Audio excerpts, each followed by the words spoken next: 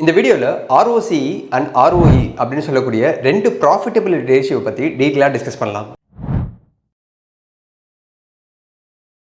First ROCE. இந்த ROCEக்கு full form return on capital employed. இதோட மீனிங் என்ன அப்படின்றத பார்ப்போம். பிரிட்டானியா அப்படின்ற ஒரு கம்பெனி நான் ஓன் பண்ணியிருக்கேன் அப்படின்ற மாதிரி அசியூம் பண்ணிக்கலாம். அந்த கம்பெனியை ரன் பண்ணுறது நான் தான். அந்த கம்பெனியோட ஆரம்ப கட்டத்தில் நான் ஒரு 10 லட்ச ரூபா இன்வெஸ்ட் பண்ணியிருக்கேன். ப்ளஸ் அந்த கம்பெனியை ரன் பண்ணும்போது இன்னும் ஒரு 10 லட்ச ரூபா கடன் வாங்கி அந்த கம்பெனியில் இன்வெஸ்ட் பண்ணியிருக்கேன். ஸோ நான் போட்ட அந்த ஒரு கேபிட்டல் பார்த்தீங்கன்னா ஈக்விட்டி அப்படின்ற மாதிரி சொல்லலாம். ப்ளஸ் இந்த இடத்துல நான் கடன் வாங்கியிருக்கேன் இல்லையா, அது டெட்டு. ஸோ ஒரு கம்பெனியை ரன் பண்ணுறதுக்கு என்னோட பணம் போட்டிருக்கேன், அது ஈக்விட்டி. ப்ளஸ் நான் வெளியிருந்து வாங்கின கடன், அது டெட். இந்த ரெண்டுமே சேர்ந்தது தான் இந்த 20 லட்சம். இந்த 20 லட்சம் எனக்கு இயர் ஆன் இயர் எவ்வளோ ரிட்டர்னை வந்து கிரியேட் பண்ணி கொடுக்குது அப்படின்றது தான் இந்த ரிட்டர்ன் ஆன் கேபிட்டல் எம்ப்ளாய்டு. தனி ஒரு நபர் ஒரு கம்பெனி ரன் பண்ணுறாரு. அந்த கம்பெனி ரன் பண்ணும்போது அவர் முதலீடாக போட்டிருப்பார் இல்லையா, அந்த முதலீடு அவர் போட்ட பணமாக இருக்கலாம், ப்ளஸ் அவர் கடன் வாங்கின பணமாக இருக்கலாம். ஆக மொத்தம் அந்த கம்பெனிக்காக போடப்பட்ட அந்த முதலீட்டில் இருந்து ஒரு வருஷத்துக்கும் அந்த தனிநபர் இல்லை அப்படின்னா அந்த கம்பெனி எவ்வளோ ரெவன்யூ ஜென்ரேட் பண்ணி கொடுக்குது அப்படின்றது தான் இந்த ரிட்டர்ன் ஆன் கேபிட்டல் எம்ப்ளாய்டு. அப்போனா இந்த பேராமீட்டர் ஆர் இந்த ப்ராஃபிட்டபிலிட்டி ரேஷியோன்னு சொல்லக்கூடிய இந்த ROCE ரொம்ப இம்பார்ட்டண்ட்டான பேராமீட்டரான்னு கேட்டிங்கன்னா கண்டிப்பாக ரொம்ப ரொம்ப ரொம்ப இம்பார்ட்டண்ட்டான ஒரு பேராமீட்டர். எந்த ஒரு ஸ்டாக்கை நீங்கள் பிக் பண்ண போகிறதா இருந்தாலும் சரி, இந்த ROCE அப்படின்னு சொல்லக்கூடிய இந்த பேராமீட்டர் மட்டும் காம்ப்ரமைஸ் பண்ணாதீங்க. இந்த பேராமீட்டர் நீங்கள் இன்வெஸ்ட் பண்ண போகிற ஸ்டாக்குக்கு கண்டிப்பாக கிரேட்டர் தென் 15%, அதாவது 15% மேலே இருக்கா அப்படின்றத எப்பவுமே செக் பண்ணிக்கோங்க. இந்த ROCE கால்குலேட் பண்ணுறதுக்கு ஃபார்முலா இருக்கா அப்படின்னு சொல்லி கேட்டிங்கன்னா எஸ் இருக்குது. அது என்னன்றது இந்த ஸ்க்ரீனில் பாருங்கள். Earnings before interest and tax, அதாவது EBIT அப்படின்ற மாதிரி சொல்லுவாங்க.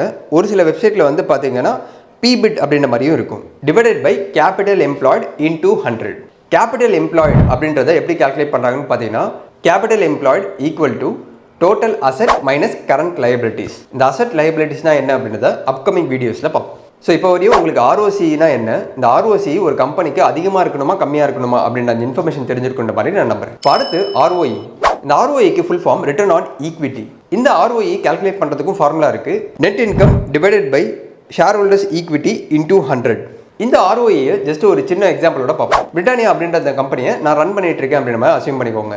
இந்த கம்பெனியில் நான் 10 லட்ச ரூபாய் என்னோட கேபிட்டலில் போட்டிருக்கேன். இந்த வருஷத்தில் எனக்கு எவ்வளோ ரிட்டர்ன் கிடச்சிருக்கு அப்படின்னு சொல்லி பார்த்தீங்கன்னா 1 லட்ச ரூபா ரிட்டர்ன் கிடச்சிருக்கு. ஸோ இந்த ROEயோட ஃபார்முலா என்ன, நெட் இன்கம் அதாவது 1 lakh divided by share holders equity எவ்வளோ, என்னோட ஈக்விட்டி இந்த இடத்துல எவ்வளோ, 10 லட்சம். நான் அந்த கம்பெனியில் எவ்வளோ இன்வெஸ்ட் பண்ணியிருக்கேன், 10 லட்சம். அந்த 10 லட்சத்துக்கு எனக்கு எவ்வளோ ஷேர் கிடைக்கும் அப்படின்றத எப்படி கால்குலேட் பண்ணலாம், ஃபேஸ் வேல்யூ யூஸ் பண்ணி. ஸோ நான் பிரிட்டானியாவில் ஆரம்ப காலத்தில் 10 லட்ச ரூபா இன்வெஸ்ட் பண்ணியிருக்கேன். நான் எவ்வளோ ஈக்விட்டி ஷேர் ஹோல்டிங் வச்சிருப்பேன்னா 1 லட்சம் ஷேர் வச்சிருக்கேன். இந்த வருஷம் மட்டும் நான் நெட் இன்கமாக 1 லட்ச ரூபாய் எடுக்கிறேன். அப்போனா எனக்கு எவ்வளோ ரிட்டர்ன் ஆன் ஈக்விட்டி கிடச்சிருக்கும் அப்படின்னு பார்த்தீங்கன்னா 100%. ஸோ இது 100% வந்து எல்லா கம்பெனியும் சாத்தியமா அப்படின்னு கேட்டிங்கன்னா கண்டிப்பாக கிடையாது. ஸோ அப்போனா ஒரு கம்பெனியோட ROE அதிகமாக இருக்கணுமான்னு கேட்டிங்கன்னா எஸ்.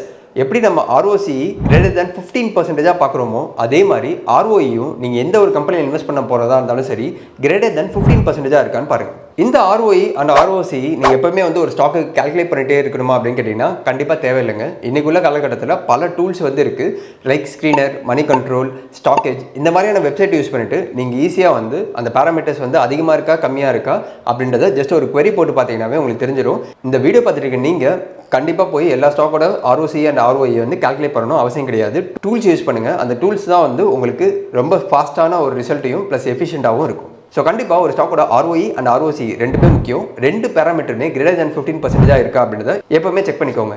இப்போது இந்த வீடியோ பார்த்துட்டு இருக்கவங்க கிட்ட ஒரு கேள்வி, நீங்கள் வச்சிருக்கக்கூடிய எந்த ஒரு ஸ்டாக்கு ROCE கிரேட்டர் தேன் 15% இருக்குது இல்லை லெஸ் தேன் 15% இருக்குது அப்படின்றத கமெண்ட் செக்ஷனில் சொல்லுங்கள்.